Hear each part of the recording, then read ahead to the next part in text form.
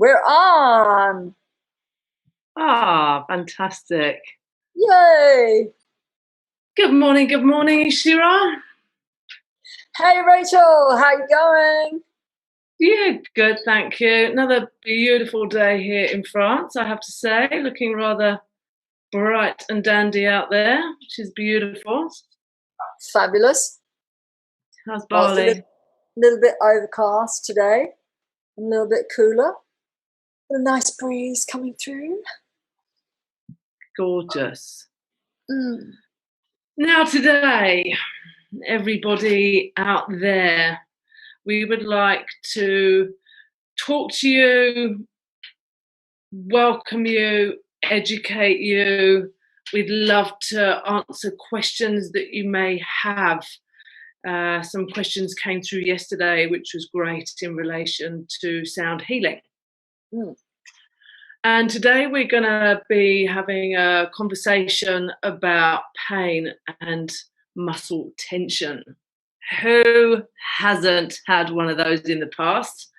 Yeah. If you haven't, I'd like to swap bodies with you, because I reckon we've all been in that position in our life of having a few aches and pains and muscle tension. I've definitely woken up with a bit of a tight neck this morning, with having been in a different bed, a few different pillows, tossing and turning because I was hot and being in a new environment.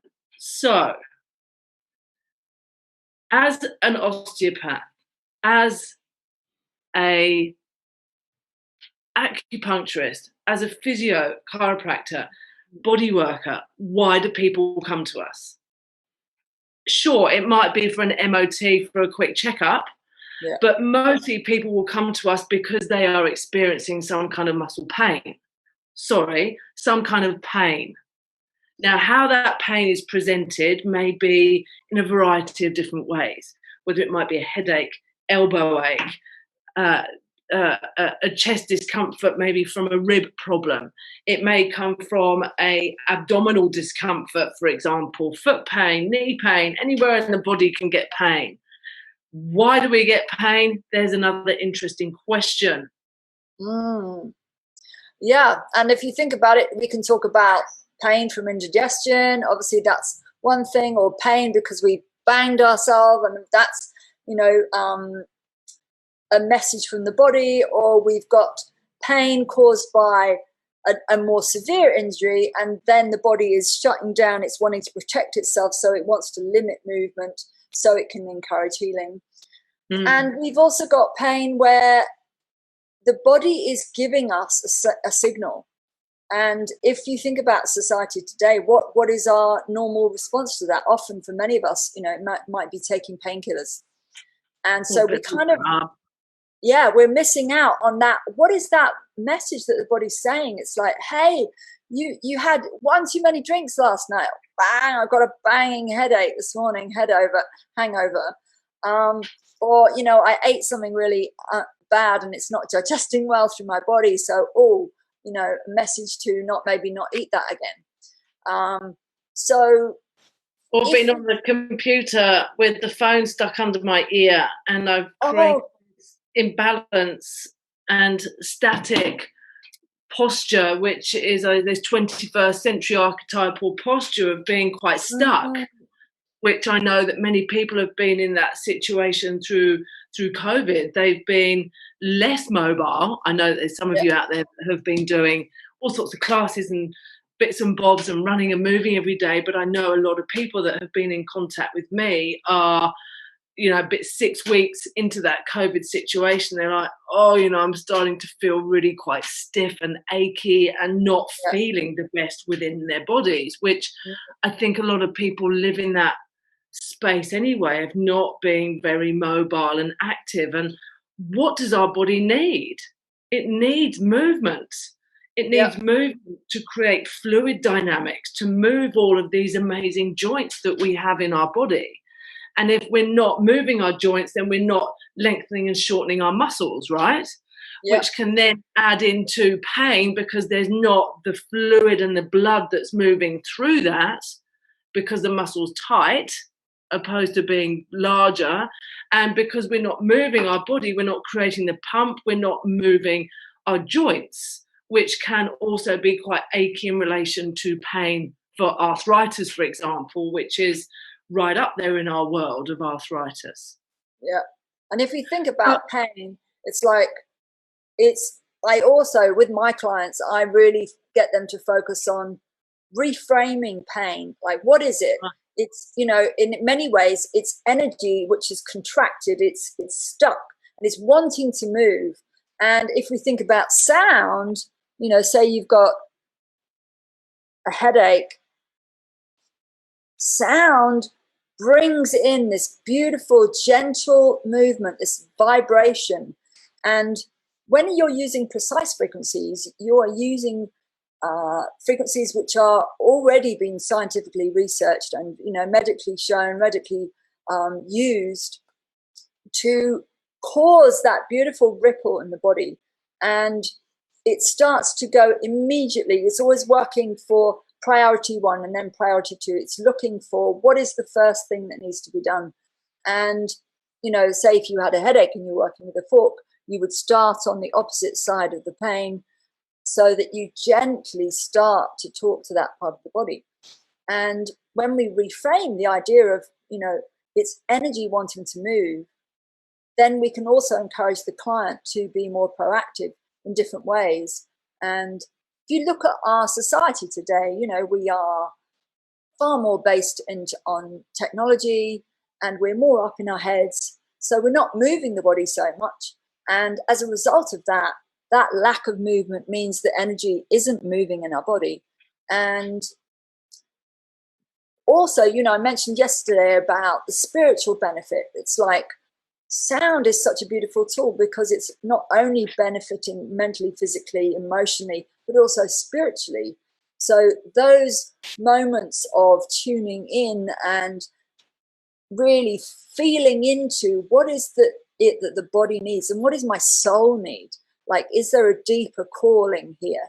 So pain is amazingly, you can really use frequencies which, if we look at, we can look at the more recent world. I mean, sound is probably one of the most profound and ancient uses of a modality that can cause a shift in our state. But if we look at more recently, 1940s, Russia has been all over sound. They're really, really into sound, and they've been working with certain frequencies since the 1940s for insomnia. We've had a British doctor who's worked with a massive team of scientists and doctors from Yale and from the pioneer of cymatics, Dr. Hans Jenny, and to really find, like, if we want to create something natural, and we think about, okay, what does the body do when it has pain? Say if we go on an exercise, we actually produce endorphins, don't we? Or if you do certain activities which cause pain in the body will respond. So there are actually frequencies which can stimulate beta endorphin production. And that means you're engaging the body's natural ability to deal with the pain. And so sorry, I'm interrupting you, Eeshi-Ra. In relation to research, in relation to, you were talking about Russians and another doctor, are there a lot of research papers that are backing up the use of sound? Because I know, coming from an osteopathic point of view and chiropractic and physio, and even from an acupuncturist point of view, quite a lot of us are driven by scientific research and does it work kind of situation. And I know sound is within kind of like, it's not orthodox, it's not main road, is it? It certainly seems to be a lot more in Ubud, where we've spent a lot of time. In that there's so many sound baths and sound healing, and the pyramids of chi, and Sherwin and yourself that have run many sound healing sessions, which are very popular. And I know that you've been involved with numerous other sound productions within the world that are utilizing sound underwater and all sorts of different conversations. So in relation to research, you've certainly shared with me, and we are certainly sharing within our within our work and within this course that we have, numerous scientific papers that are helping to give a sense of a little bit more stability within the research world, and confirming these shifts and changes on cellular levels really within our body. Yeah. And, what's interesting about all of that is not only have we got a ton of science, and increasingly sound is being used. You can go on to any of the medical research sites and type in Hertz, and there's a ton of papers that come up.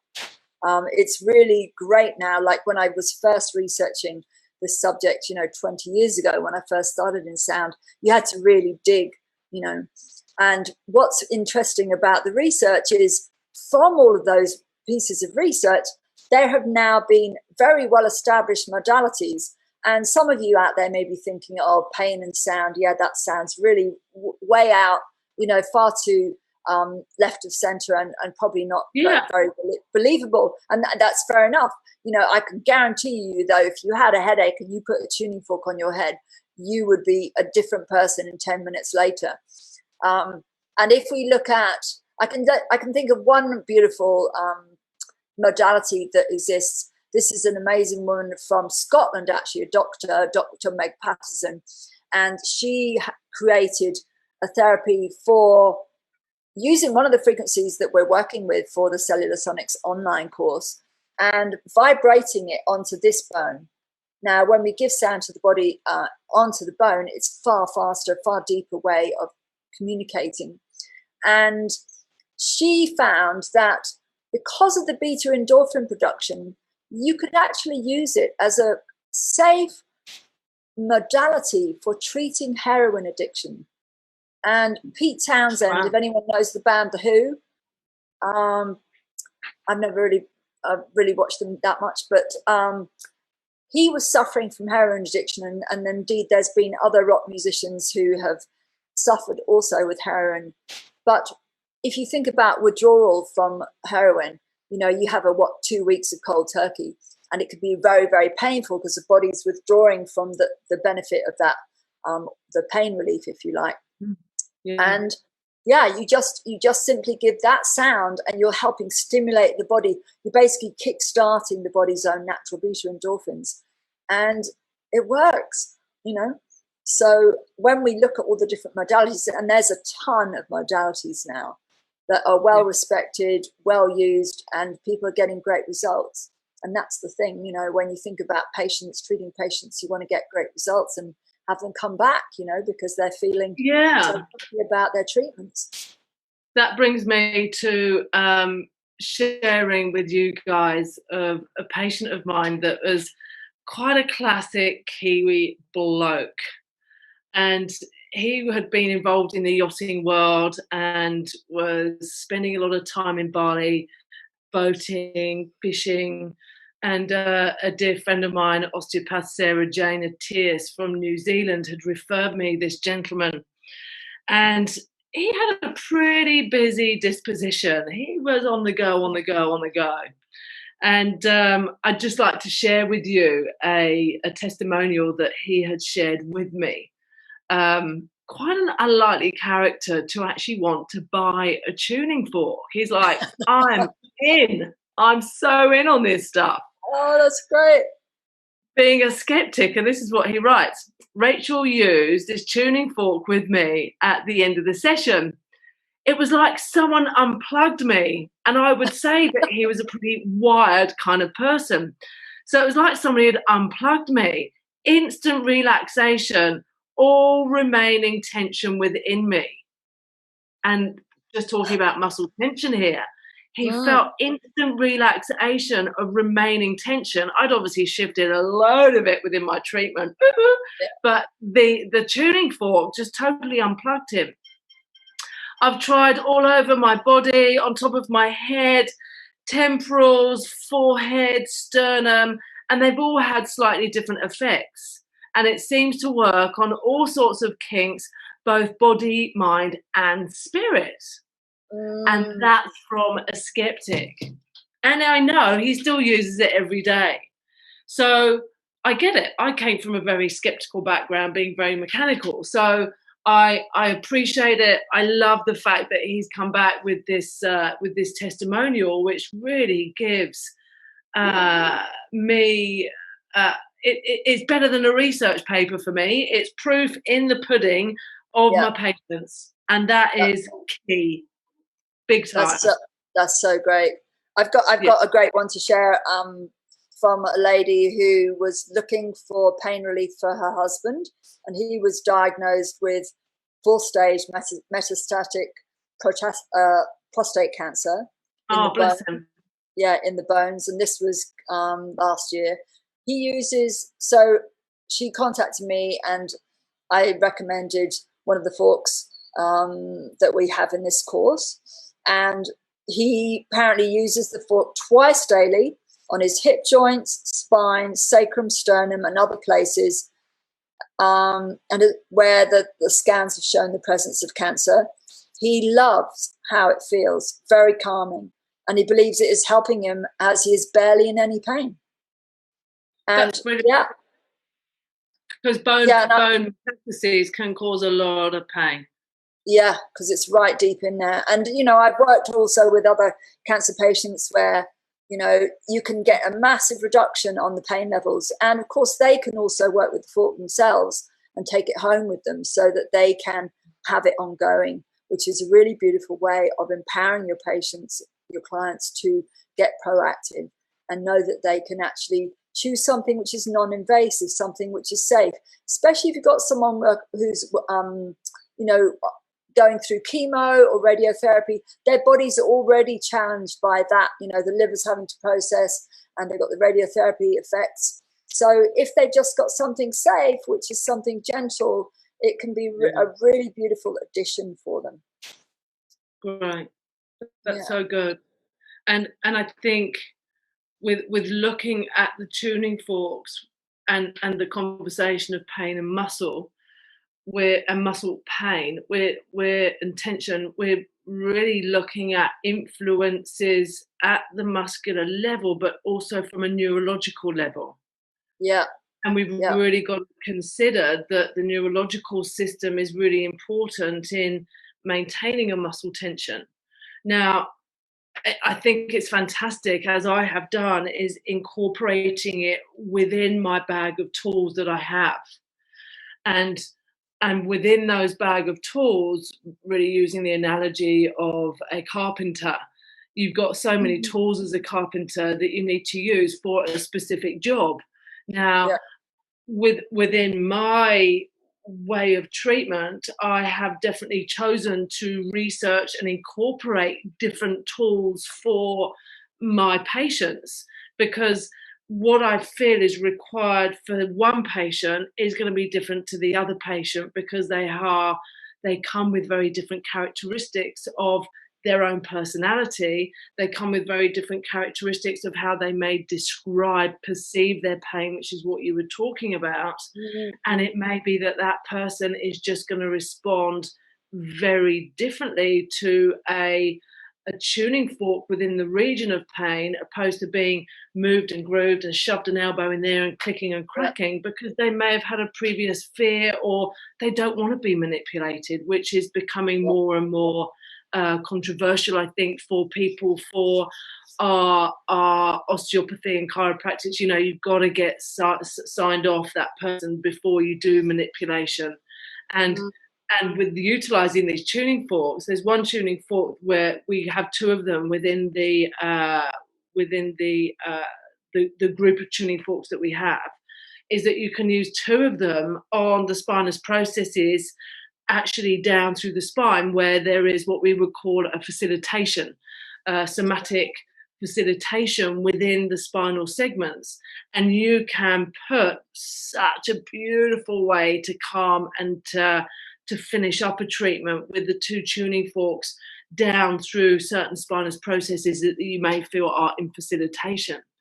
So it just brings in a very different calming, which, as we know, sometimes you can get kind of like a healing reaction from a treatment. For me, this gives you a real sense of leaving this patient in a nice, calm, eased manner rather than a click and a crack and a whack and a crack and a pull and a push. And all of a sudden they're like, yeah, okay, thanks very much, off I go, rather than just this whole, like, let's just calm this whole nervous system down before I then see my next patient, before you go out in the world. And we have spoken before, and you really encouraged me after I'd had some sessions with you. Take your time after you've had sound healing, because it does bring across a very powerful integration within the world, within your senses, within. It's relaxing. It's like, oof, and how many of us need a bit of relaxation in our lives? I tell you, we all do. Yeah. And if we think about muscle tension, like we can have different kinds of muscle tension. It can either be something which has been going on for ages, or it's something that's short, sharp shock, from trauma. And either way, what the body does is it goes into that protective mechanism, and by using frequencies which can help ground the patient, they can start getting a reset back to themselves, and I mentioned about technology. It's like that focus up in the mind. It's like when we drop into the body, all that stress and all that holding and all that pushing our bodies, and we get pushed by our employers to be faster and faster and faster. And that push, stressed out, lifestyle that we've been perhaps living in. It gives a moment, that space for the body to just go, and to open. And it's like a gentle knocking on the door, with sound. It's really sending a little signal. And what's beautiful is like the patient can suddenly go, oh, I'm suddenly noticing, because I always say, where are you feeling it first? And then the patient goes, oh, well, I'm not really feeling it in my neck. And I've had some neck challenges, and now, it cleared there. And then, now it's gone to my knee. Yeah, and I haven't been, I knocked my knee about, 6 months ago, and it's never been right, or I had a bike accident or whatever, It's subtle. So, it's subtle. And on this course, we also recommend using other technology, which is state-of-the-art healing technology that they use with NASA and the astronauts in space. And it is also helping stimulate the body back to its natural state, and because of the use of technology that we have in the world, and because it ungrounds us, and because it, can cause muscle tension, stress, and a whole bunch of challenges that we all know about, that by simply giving back to the body what we are in terms of our natural state, our connection, our full connection with the Schumann frequency and the geomagnetic, the body then starts to go, oh, I've got space to move, like the blood circulation can be more stimulated. And then the ATP production, that's the energy production in the cells, can be stimulated. And then wound healing, that can be stimulated. And pain starts to shift. And it's amazing using these technologies. So sound, and other vibrational technology, it's like, let's do as many things as we can. And, we are in this time, like Edgar Casey, I don't know if you've heard of him. We talk about sound will be the medicine of the future. And, people are still using that quote. And I'm like, yeah, and the future is here. It's like we are here now, and people are already getting great results. So I think we can bring it up to speed now. Yeah. I'd like to just finish up with something that just came to mind before you started speaking about the NASA technology. Yeah. Of which, what I have found myself with utilising the tuning forks within treatments is that you can utilise these forks at any stage of the treatment. Yeah. So you may have somebody that comes in that you may feel that's in a very kind of fractured space and very kind of chaotic and scattered. Mm-hmm. They've rushed to get to you. They're in that rushing world. That's how they live.